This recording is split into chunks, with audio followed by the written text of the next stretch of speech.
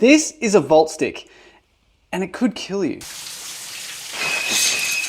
But how could something that's designed to protect you ultimately lead to your demise? Well, in this video, I'm going to be exploring the dangers associated with non-contact voltage testers. And I'm also going to give you some tips on how to stay safe whilst using them and working with electricity. Alright, you legend, I've got to put in a disclaimer, and that is that if you are in Australia, you are not allowed to do any live electrical work unless you're a licensed electrician. It's just as simple as that. But I know in some other countries like the crazy Brits and the Americans, you can actually do minor electrical works on your own home. So this one's for you. Now, it kind of goes without saying that these things are favorites amongst DIYers and electricians worldwide. In fact, I just ripped this straight out of my tool bag. But even as an apprentice, I was told that these are nothing more than just a blunt instrument. I mean, they're literally blunt.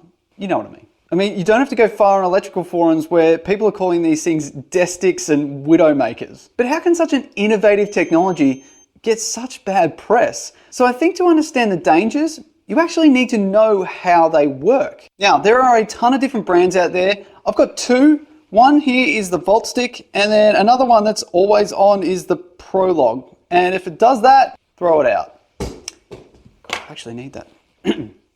But despite all these different brands and models, it's important to note that they all essentially work the same way. And they use something called capacitive coupling. You see, the very tip of a volt stick is a small antenna. And when it comes close to a voltage source, it acts sort of like one side of a capacitor. The very tiny current that is induced into that antenna is then boosted up by an amplifier circuit. But as you may know, you can't get current to flow unless you've got a complete circuit. And this is where the kind of magic comes in. It actually uses the capacity properties of your body or any other material to complete the path back through ground. I mean, personally, I'm bloody impressed. Now, there are a ton of videos out there that can explain this way better than I can. A couple of videos that spring to mind is ElectroBOOM, where he actually made his own one from scratch.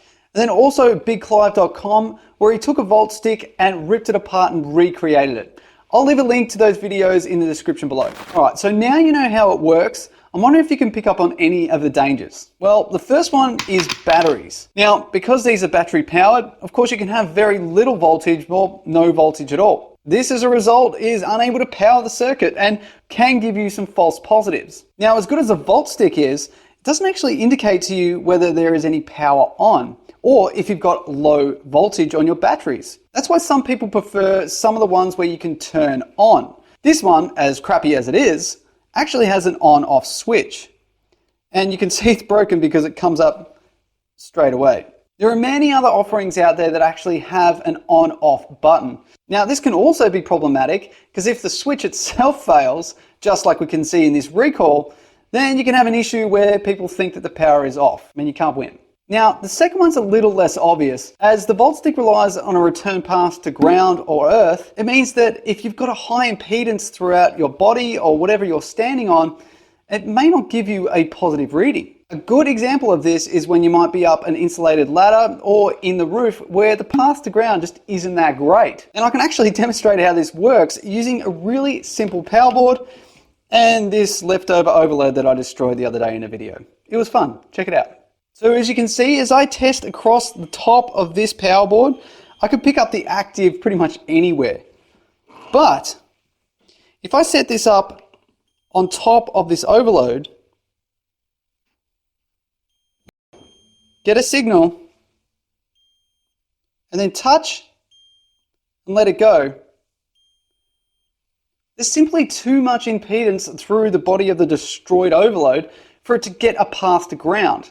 But when I touch it, it uses a capacitance through my body. So what do? Do you just throw your volt stick away and never use it again? Well, no, it's actually a really good tool if used in the right way. So a couple of tips before using your volt stick. Now that you know how they work, make sure that when you're using them, you've actually got bare contact with your hands and a good grounding to earth. This doesn't mean take your shoes off. You've already got enough capacitance. It's fine. Another great tip that I was taught when I was an apprentice is that before any time you use it, rub it up and down your skin to create static. And this will give you an indication as to whether it's on or working. Again, pretty rudimentary, but it does work. Another great tip is to test it against a known source. This is kind of a no-brainer. If you know that there's voltage on a circuit somewhere, test to see if it works against that. And without a doubt, you should not be using this as the single source of testing, particularly when you are working with live electrical parts. I've found several documented instances where unfortunately apprentices have used a volt stick as their single source, and as a result have suffered an electric shock. So if this is just a supplementary testing device, what do you use? Well, I would recommend this. This is the Fluke RTD and socket tester. And for you guys over in America, that's GFCI. I mean, this thing is kind of a no-brainer. I reckon the majority of people doing minor electrical works would be working on a socket outlet. So these things simply plug in. It gives you an indication as to the correct polarity. And also you can test your RCD or GSCI, which I'm not going to do because all the power will go out. Now, without a doubt, the best thing you can use to detect voltage is a multimeter. I got here the Fluke 179. I bloody love Fluke. Now, a couple of tips before you just go start poking probes into holes, which you shouldn't do anyway. First up, test your tester. And the best way to do that is put it onto ohms and then test the continuity of your leads. Around 0.1 or 0.2 ohms is absolutely ideal. Also, while you have these connected, move your test leads around. If you get any abnormal readings or fluctuations, it's probably that these are damaged and you'll need to replace them. Now you're satisfied the test is working. Chuck it into AC voltage. AC, not DC. So let's chuck this in and see what voltage we get. Active, neutral. 240 volts, right on the money. Yeah, baby. If you're in the UK, your pinouts should look something like this. And if you're in the US, they should look something like this. Hey, if I didn't convince you, why don't you go and check out my extremely hilarious but mostly dangerous Electrician Reacts series. And if I did convince you, just go and watch it anyway, it's funny.